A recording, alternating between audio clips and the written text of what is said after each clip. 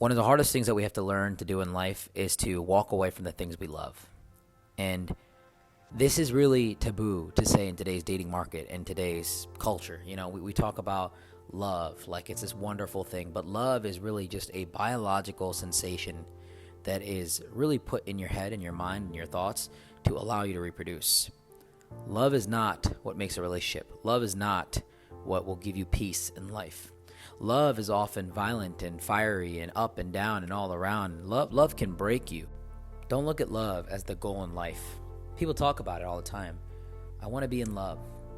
I want to be loved by someone. I want someone to love me. But at the end of the day, when you really understand what love is at a core level, you realize that it's not what makes a relationship. A relationship is not built on love.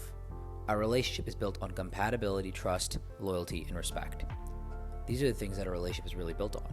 Compatibility. Are you guys compatible? Do you guys agree on your core values?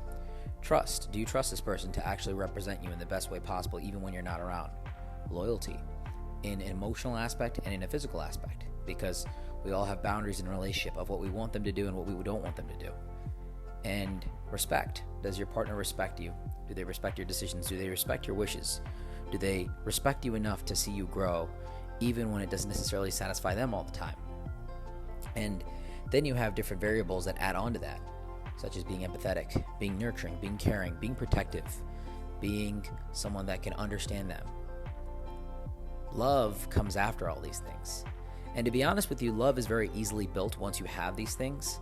But when we're young and we're emotionally immature, we often feel like love comes first. We run into a relationship with emotion first, and then we look for logic later. We justify with logic after we make an emotional decision.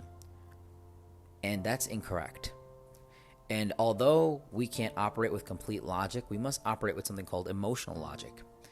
Logic that satisfies our emotions in the initial sense, in the primitive action, in the premeditated action.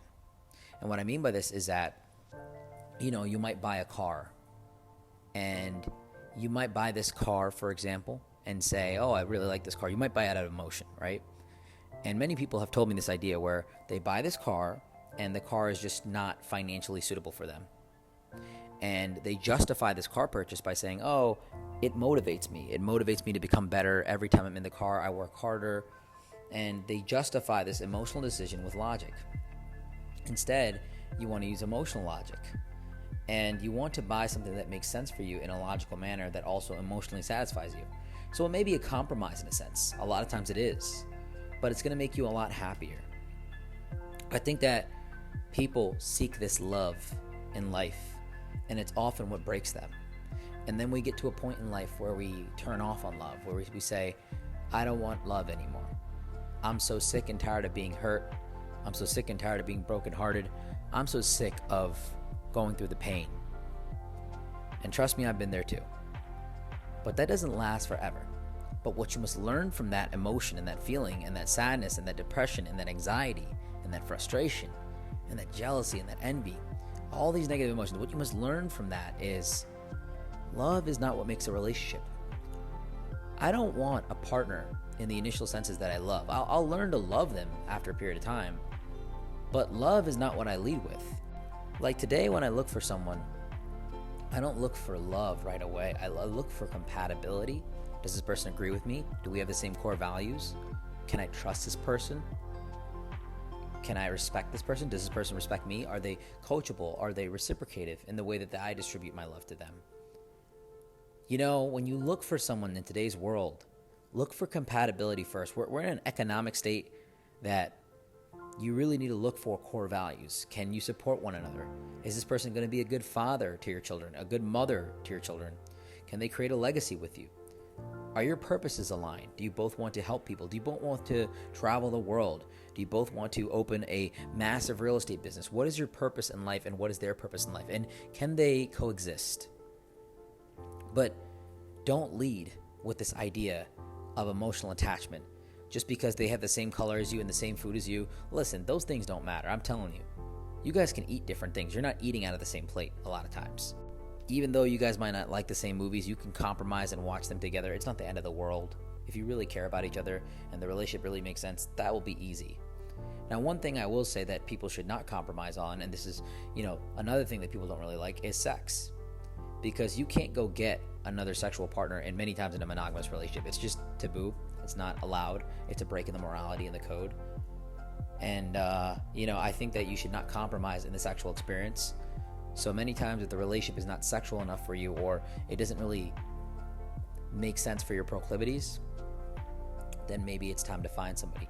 But you have to understand that the more sexually demanding that you are as an individual, the more difficult it will be to find a partner that will satisfy those needs. And it's good to find a partner that you can explore with, even though they may not be the same level as you. You guys can learn together and become very intimate with one another. I think that sex is overrated, but I think that making love is a very powerful thing. People always ask me this too, like, you've had sex with a lot of different girls, and do you ever compare the girls that you have sex with? And I don't, because even though the girls I've had sex with, some of them are very, very good, when you're making love to somebody, when you really care about someone, when you're building something with someone, the intensity of the interaction is just much higher. So you've got to understand that love comes later when compatibility is put in place. And when you're emotionally mature, you don't look for love first. You look for compatibility.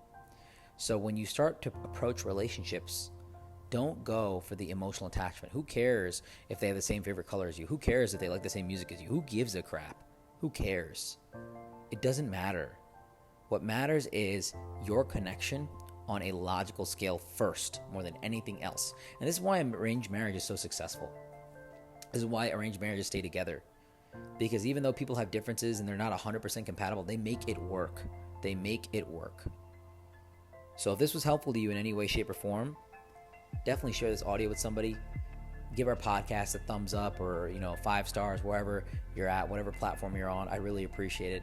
And guys, thank you for taking your time out of your day to listen to us, to hear me out, whether you're driving in your car, whether you're in your shower, wherever you are. It really means the world to me that you would take time out of your day. You could have been anywhere else in the world, but you decided to spend here with me. Until next time, guys, I'll talk to you.